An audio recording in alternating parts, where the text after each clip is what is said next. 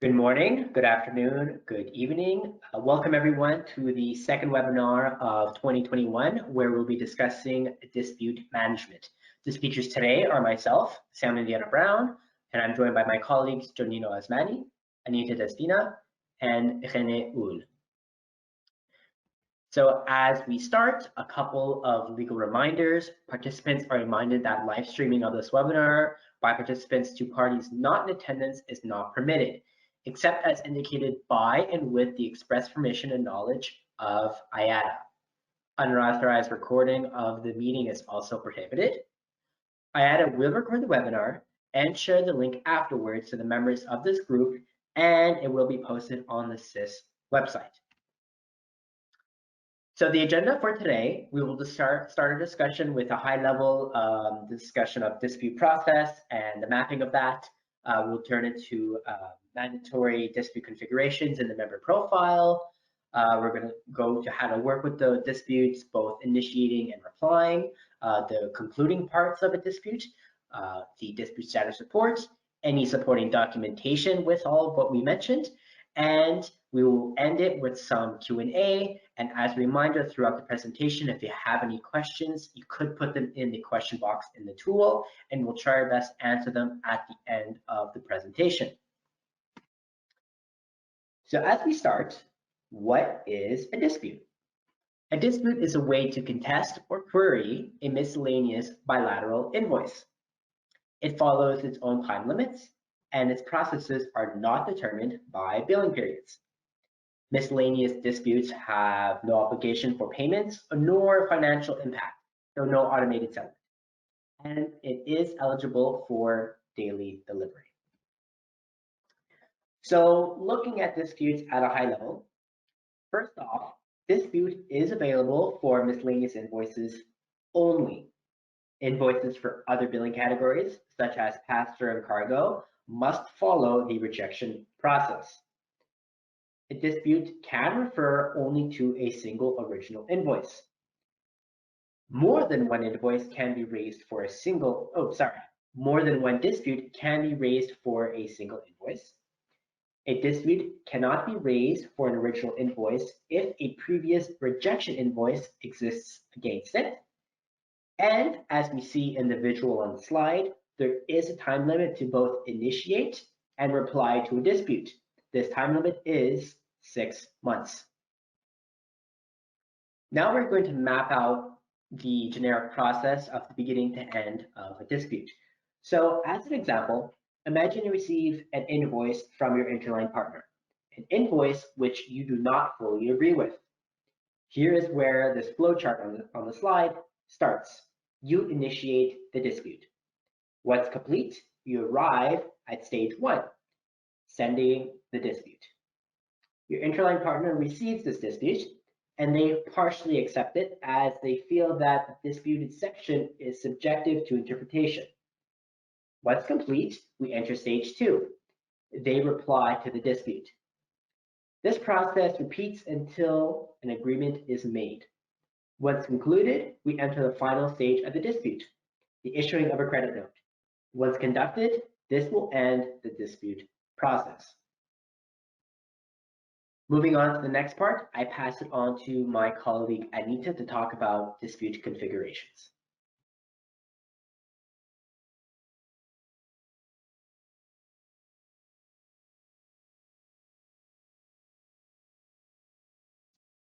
Thank you, Sam. My name is Anita Jabina, and in this segment, we will look into the profile configuration as the first and necessary step for disputes. There are 3 important configurations to be performed in SIS to be able to work with disputes. First, enabling the CSV listings and dispute output files in the member profile. 2, assigning user permissions. And 3, defining the necessary dispute contact. As you will see later, without these 3 system updates, you will not be able to initiate, reply, or edit a dispute using ISWeb, as we will see later in different scenarios of this presentation. By having a correctly configured dispute contacts in SIS, you can ensure that disputes-related information and notifications is received on time, and disputes are always addressed to the right contacts within the company. The required member profile configuration is to enable the CSV listings and the dispute output files. The CSV listings generated by SIS will include all the details of an invoice at the line item detail and can be used to easily dispute an invoice. Similarly, the dispute output files can be used to respond to a dispute received. Both files can be enabled in the Miscellaneous tab of the member profile. CSV listings will be enabled by default for those of you who participate in SIS as invoice receivers only. For the rest of the participants, you will have to enable the files in your member profile. To do so, users should navigate to Profile and User Management, Miscellaneous tab, scroll down, and enable the CSV listings. Once enabled, you will receive together with your invoices the listing document in CSV format from SIS. The CSV listings cannot be generated retroactively for past invoices. To enable the dispute output files on the same Miscellaneous tab of the member profile, scroll down to the Dispute Files section and enable the Dispute Output document package. Once this option is enabled, SIS will generate an output file for each new dispute received, and this file can be imported in your system and can also be used to respond to the dispute. Now that we've covered the member profile configuration, in the next section, we are going to see how to configure the user permissions and contact assignments to allow users to access the dispute module and receive system notifications for disputes. Assigning the necessary user permissions related to the new dispute functionality is essential. Without these permissions, user will not be able to access the dispute screens or initiate a dispute. The permissions are assigned by default to all super users, and the super users are responsible to assign them as needed to the other users. The following permissions are related to the dispute management feature, and they can be granted by the super user or any user which has the permissions already assigned. As we can see here, to assign permissions to users, the SIS super user will navigate to Profile and User Management, Manage User Permissions, Assign Permission to User. Then enter the email address in the username field or use the arrow down to see the list of all active users. Select Manage Disputes from Permission List for Selected Users section. Click Save to assign the permission. Make sure to save the permissions after assigning them. After saving, you will see a confirmation message on top of the screen in green ribbon. And lastly, to manage who within the company will receive all email alerts and notifications related to disputes, super users will need to define the dispute contacts. This can be done by navigating to Profile and User Management, Manage Member Profile, Contacts tab. Click on the View All Contacts Assignment button. Tick the MISC dispute contact for the contacts from the list. Make sure to save the contacts assignment. After saving, you will see a confirmation message on top of the screen. As mentioned earlier, all email notifications related to disputes, new dispute received, dispute expiry, etc., are sent to the MISC dispute contact. Here you can see some examples of the email alerts from SIS when a new dispute is received and when the time limit to respond to a dispute is about to expire. This alert is sent 3 days before the expiry time limit. For detailed information on member profile management and contact management, please revisit our past webinars available free of charge on our website at iata.org/SIS.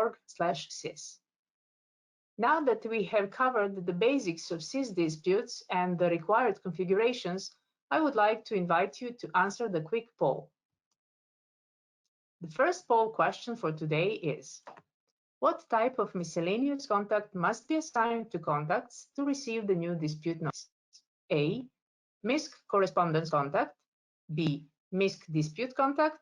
C. MISC MDP delivery contact. Or D. MISC daily ISWeb bilateral delivery contact. Thank you, Anita, and thank you everybody for being here today. My name is Nina Osmani, and I will continue with this presentation explaining you on how to initiate disputes. So whenever you receive a miscellaneous invoice in SIS, for which charges you might not agree or you have doubts, you can always, of course, contact the billing member and clarify with them. And if it is sure that you want to start with the dispute process, then we will show you now how to initiate the dispute. First of all, we will go to how to initiate the dispute via IS Web. But before that, I would like to clarify why and when I can raise a dispute, because this is very important for you to understand before starting the process. A dispute to a miscellaneous invoice may be raised by the billing member for incorrectly billed original invoices, or by the billed member when they do not agree with the charges billed.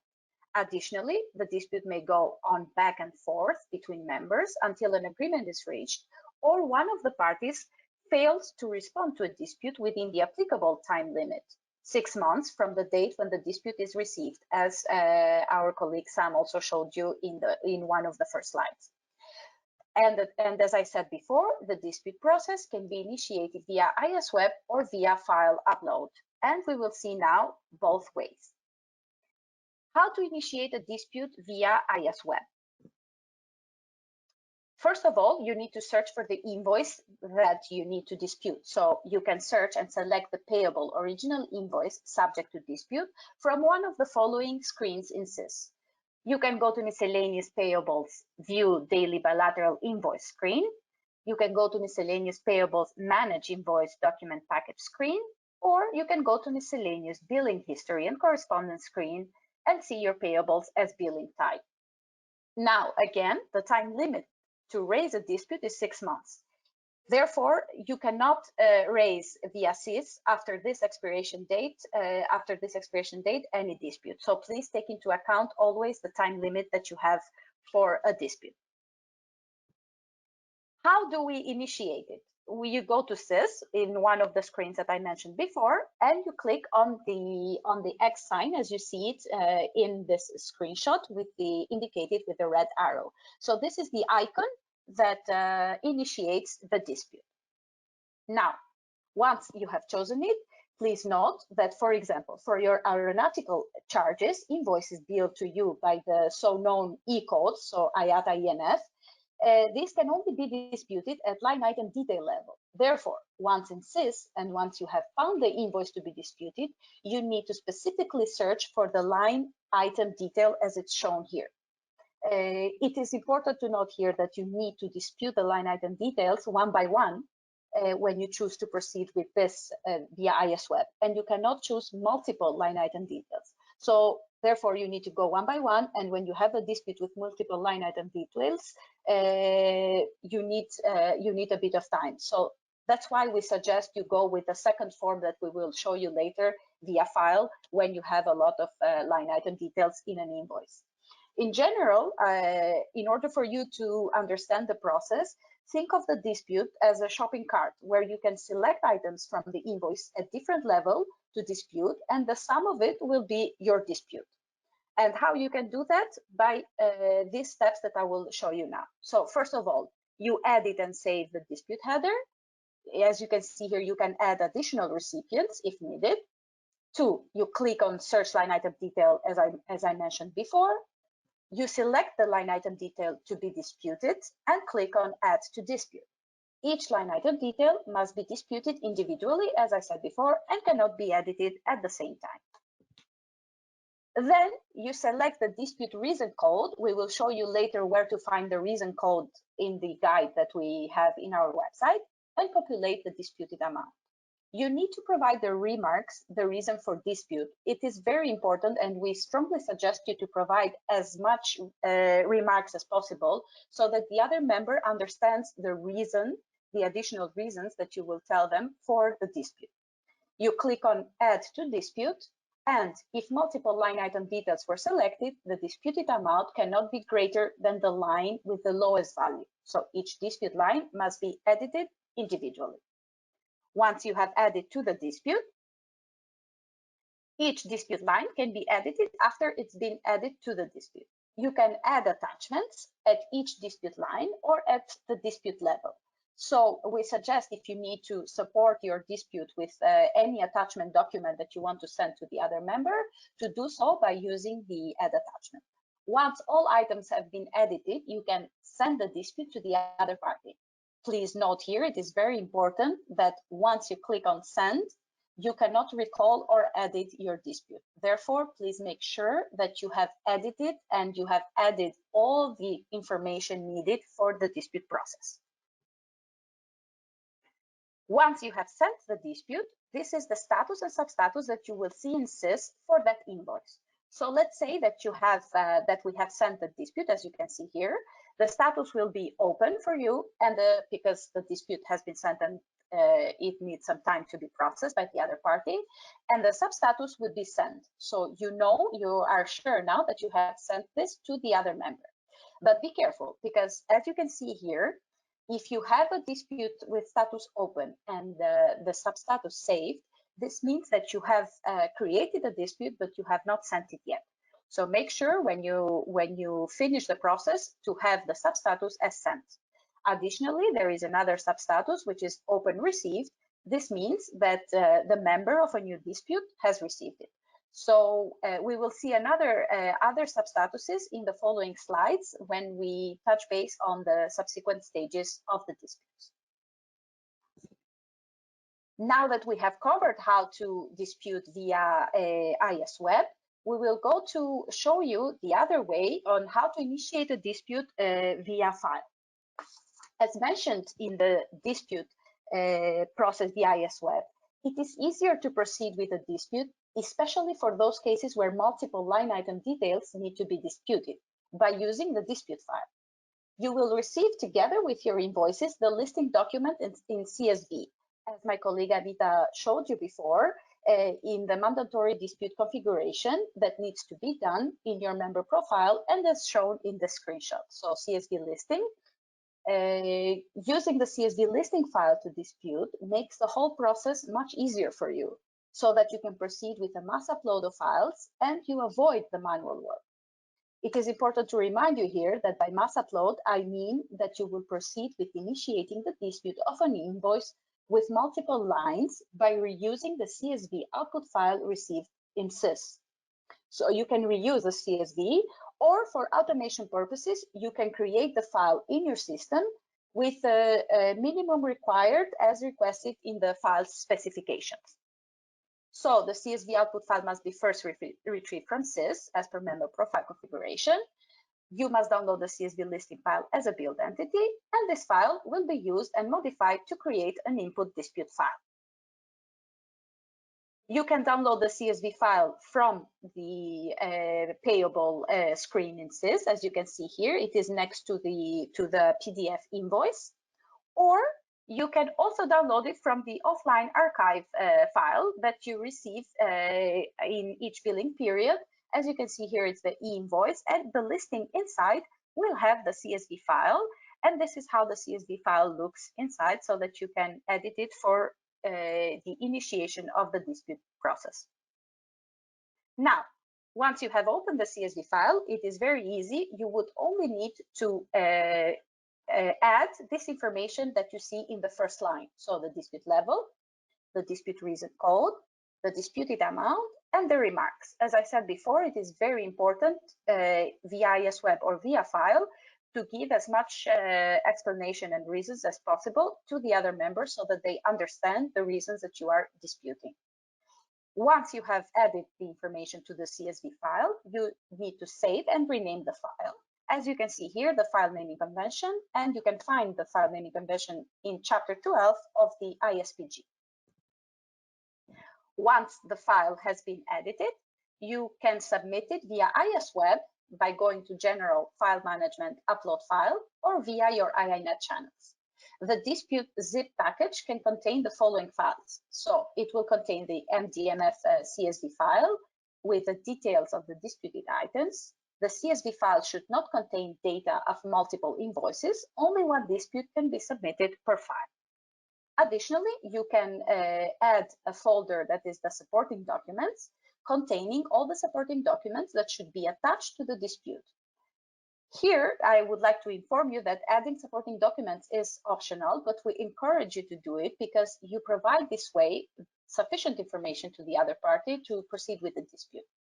Once you have the zipped compressed file, it should contain only one folder with supporting documents and only one CSV file, not more. And this way, you go to SIS, choose file, and you submit it, or as I said before, via your INET channel. So in SIS, you would go to General, File Management, Upload File. Now, once we have shown you how to initiate a dispute, I would like to continue with the poll, with the second poll. The question here is, which of the following is true during the dispute initiation process? A, you can start a dispute at the line item level. B, you can start a dispute only at the line item detail level. C, you can only start a dispute via IS Web. And D, all the above. Thank you very much, and I will leave you some moments to reply. Thank you, Nina. At this time, you should be able to see the poll on your screen. Please go ahead and answer the question that was asked on the webinar. You may enter A, B, C, or D on your screen now. We do apologize for the first poll. The correct answer on the first poll was the miscellaneous dispute contact, just to inform everyone. Thank you. We see responses coming in. Please go ahead, enter your responses. We're just waiting for some more of the participants to respond. Just need to get up to a certain percentage. Please go ahead and enter your responses. Just give it one more minute.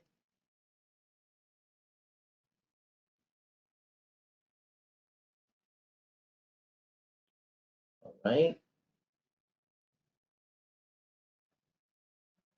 Okay, and we're going to go ahead and close this poll at this time. Thank you all for voting in your responses. The correct answer on this question was B. Dispute can only be initiated at line item detail level only. So 28% of you got that correct. As for the rest, as we've learned, IS Web and file, dispute can be initiated both IS Web and file, and disputes must only be initiated at line item detail level only. So thank you for your responses there. We will continue now with the next part of the webinar.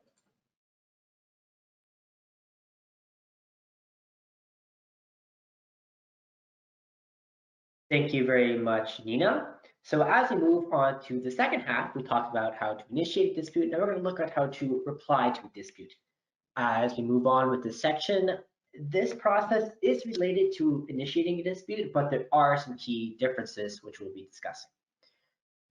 So as we begin, we're going to look at, I guess, the start of replying to a dispute. So when you receive a dispute, the dispute contact would receive an email that looks like this, prompting you to go check SIS. Additionally,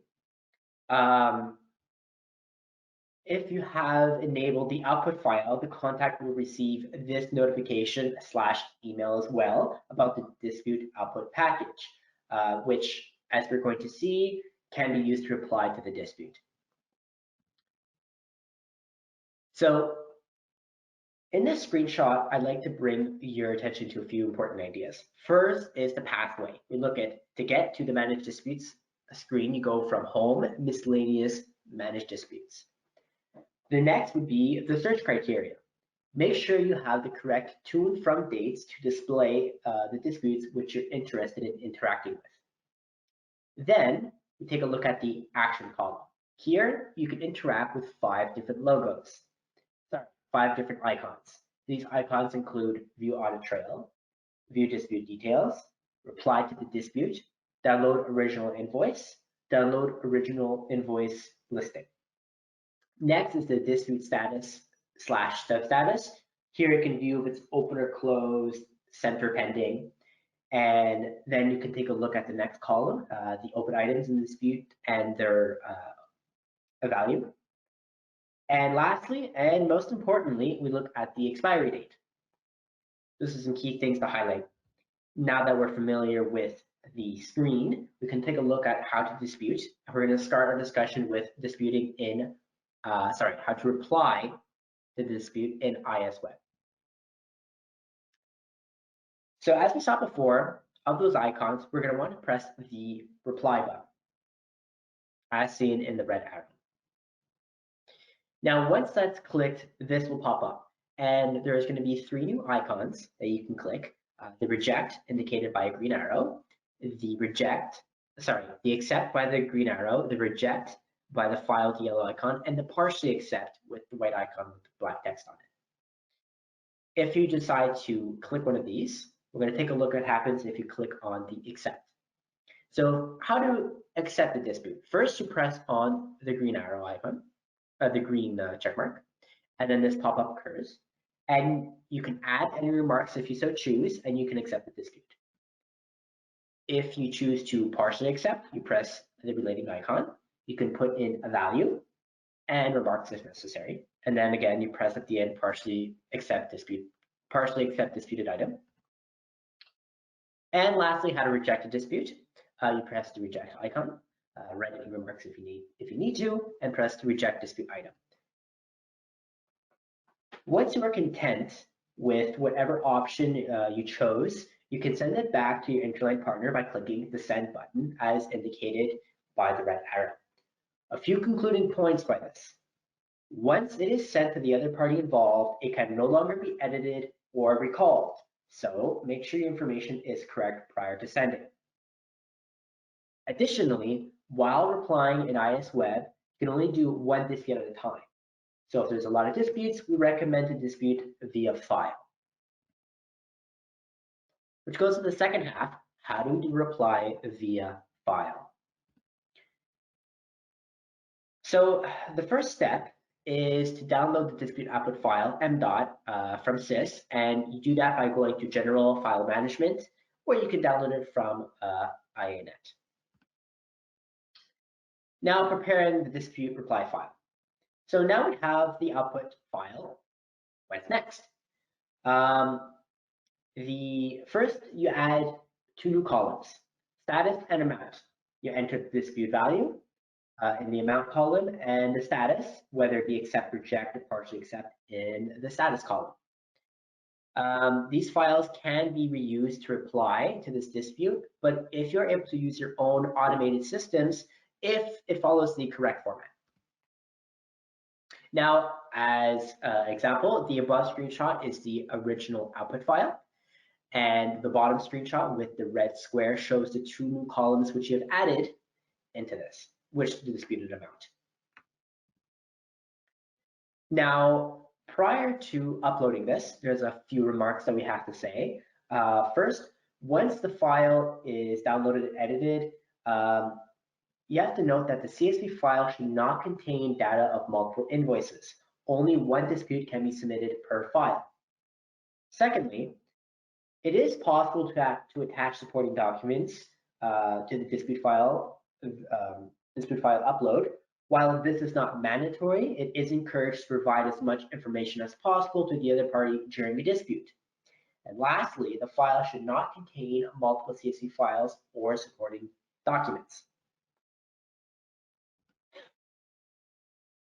Now that our discussion has rolled on to the final part of uploading the dispute file. So you do this by going to the pathway of General File Management, upload file, select your file, and submit it.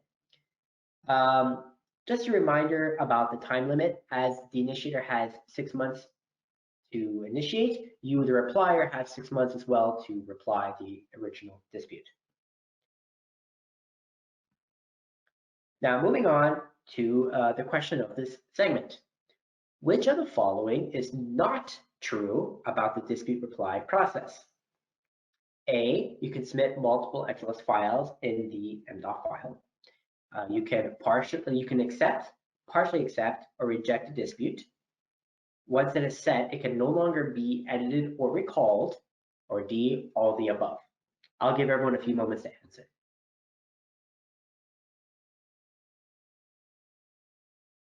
Thank you, Sam.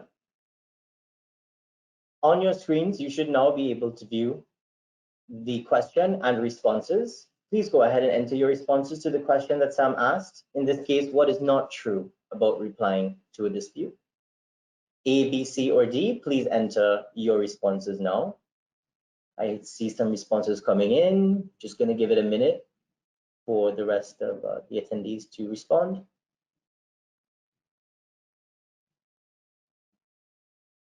Okay, which of the following is not true? Okay, just give it a few more seconds. Thank you all for responding. Please go ahead and enter your responses.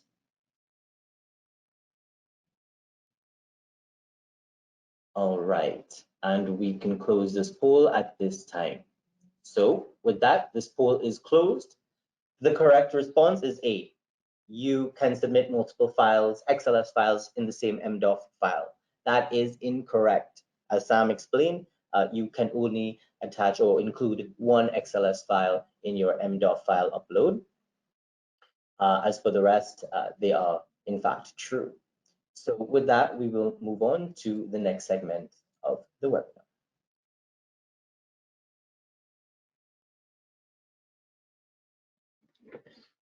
Thank you, Sam. My name is René Hull, and I will continue with the process after dispute resolution.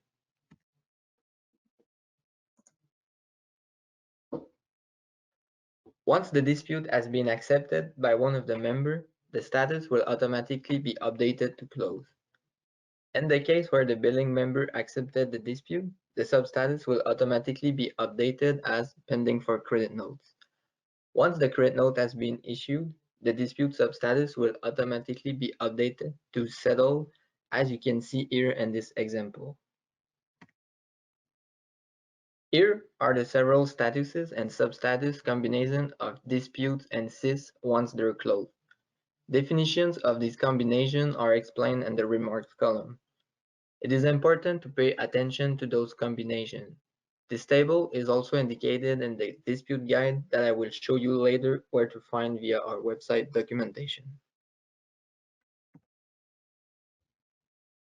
If you want to see the trail history of a dispute, you can do so by clicking on the All the Trail option as shown here. It will show you the whole history of that specific dispute.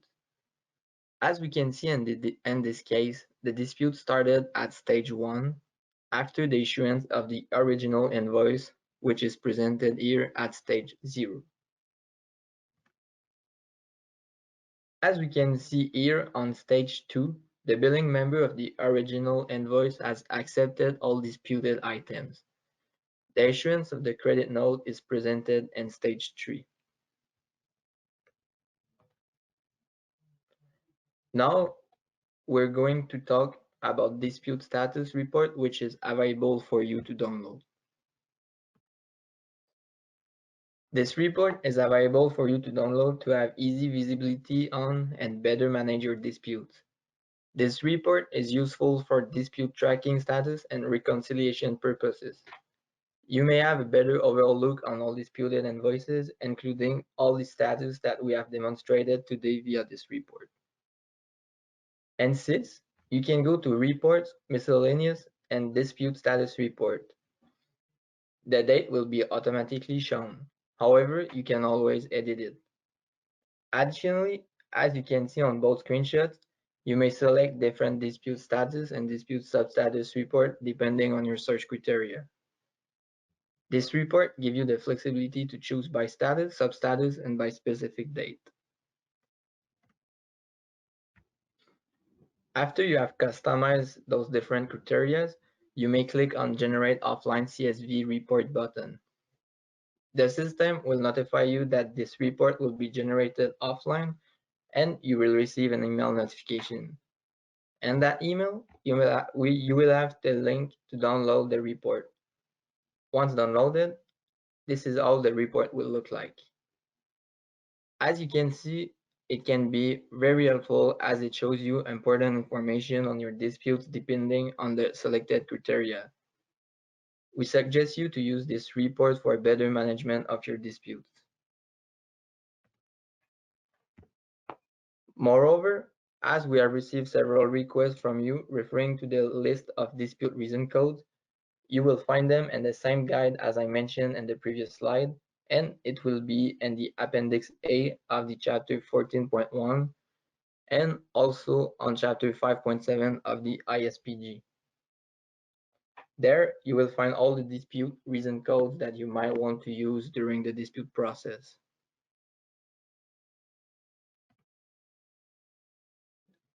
And now that we have our last but not least poll. So, which of the following is true related to dispute status and substatus? We have A, a dispute with status open and substatus safe means that it has been received by the other member. B, dispute status is updated to close and substatus to settle when billing member issues a credit note.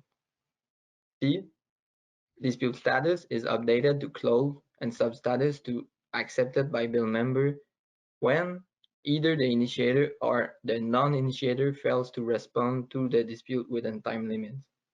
And we have D, none of the above. Please go ahead and answer your answers. Thank you, Renee. At this point, we would see on your screen the poll question that was just asked. Please go ahead and answer your responses at this time. Enter your responses for this poll question.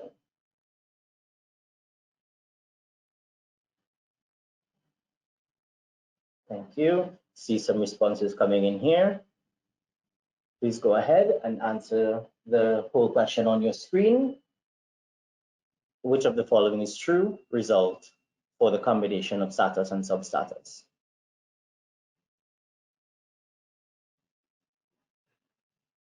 Just going to give it a few more seconds for participants to enter their answers.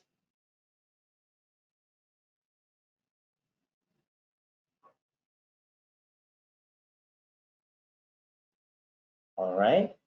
So with that, we will go ahead and close this poll. This poll is now closed. As you would see the results on your screen, the correct answer for this poll is B. Closed and settled equals the billing member. That is the correct response, and that the rest of them are not true. Therefore, this will bring us to the end of these poll questions for today's webinar. We will continue with the last segment of the webinar before we take on questions. As we are coming to the end of this webinar, we wish to advise you that all the materials and reference that we have covered today can be found on the documentation tab of the SIS website, as you can see on the slide. Here, you will find all updated and important SIS documentation, including technical standards, dispute user guide, sample files, and other SIS guidance documents. Finally, if you have any questions on anything you have seen today or anything related to SIS, we invite you to contact us via our customer portal. Also, don't forget all previously recorded webinars are available via the webinar tab. Here is an example on where you may click to have the dispute guide of the documentation tab.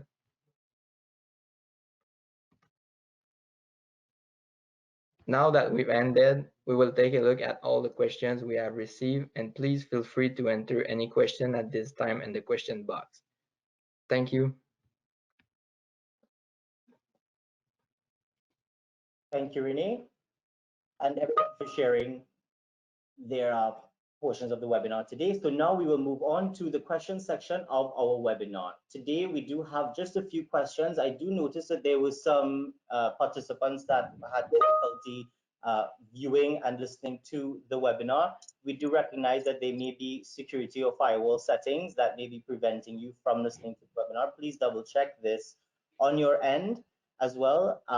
Nevertheless, we will be posting this webinar on the website. So please stay tuned and look out for the webinar posting on our SIS website by the end of this week. With that, we will take on to the first question that we have today. The first question is, one second. Can disputes be raised for IATA ENF invoices settled via ICH or BSP? So once again, the question is, can disputes be raised for IATA ENF invoices settled via ICH or BSP? With that, I will ask my colleague Nina to provide the answer for us. Nina? Thank you, Vivek, and thank you, everybody, and thank you, Luke, for the question. So for ENF invoices via ICH, they can be raised only if the billing member has activated this option in the member profile. So the billing member needs to allow you to dispute when the SMI is ICH. On the other side, the BSP is considered as bilateral in this scenario. Therefore, for ENF invoices, you can dispute any invoice regardless of the settlement method. Again, I will repeat that for ICH, when it is ICH, only if the billing member allows it. Okay, so the billing member has to allow that you dispute an ICH invoice in ENF.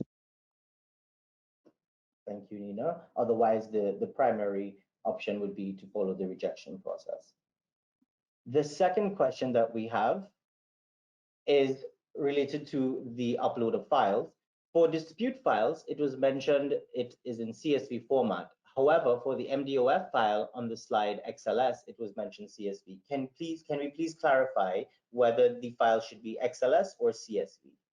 For this one, I will ask my colleague Sam. Hello.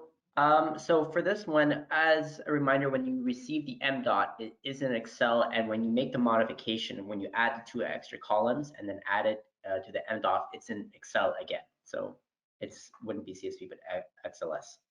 XLS. Thank you for that clarification. We do have just a couple more questions that came in just now, so we'll take a look at them here. If the CSV file for IATA ENF invoices was not attached to the invoice, and we did not receive the email with the CSV file, what is the best contact method to retrieve the file? Nina, would you like to handle this one? Yeah, of course. So if all these scenarios are not done, then you can contact us via the customer portal, and we will make sure to send you the CSV file. Okay, but make sure if you are participating in SIS, as we said before, as just an invoice receiver, then this option will be granted to you. That like you will have it enabled in your member profile only if you are participating as an invoice receiver. However, if for any case you don't receive it via email as you were receiving it before, or you don't have it included in the invoice with the invoice package, then please contact us via the customer portal, and we will make sure to provide you with the CSV file. And Nina, just to add to that second part, if you can answer, what is the best way to retrieve the file, as we probably mentioned here from SIS? Yes, so you can go to SIS, your payables, and then you can download it from your invoice or document package. Yeah, and you will have the zip file, and you will receive it, and you can download all the zip file with the listing document and the invoice, or one by one the PDF invoice and the CSV. Okay, perfect. Thank you. Just one more question. What happens to a dispute if it is not replied to within 6 months? Sam, would you like to take this answer? Let me just repeat the question. What happens to a dispute if it is not replied within 6 months? Okay, so if a dispute is not replied to within 6 months, it would move into the category that gets expired, and then you have the permission to send. You have the permission to send the billing, correct? You would no longer be able to dispute the item. Correct. It would move to expired. Correct. We do have one more. I do not see the option to add the dispute status report under manage permissions. Can you clarify where this report may be located? I do believe that this report is contained under the manage disputes permissions section. However, we can return to you and clarify exactly where this may be if it is a specific permission.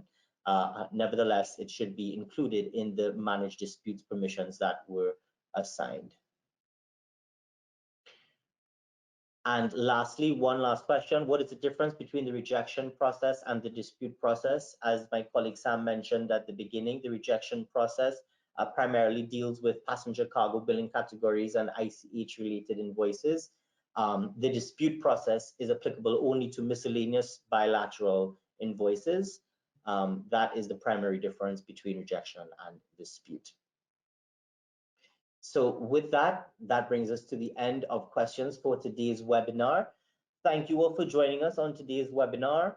We will post the presentation as well as this recording on the SIS website very soon, by the end of this week into early next week. Please be on the lookout, and we will also communicate any further updates to this and future webinars throughout this year as we continue with the series. Thank you all for joining us today again on this webinar, and please stay safe, stay well wherever you may be. Have a good day, good night. Bye-bye. Thank you.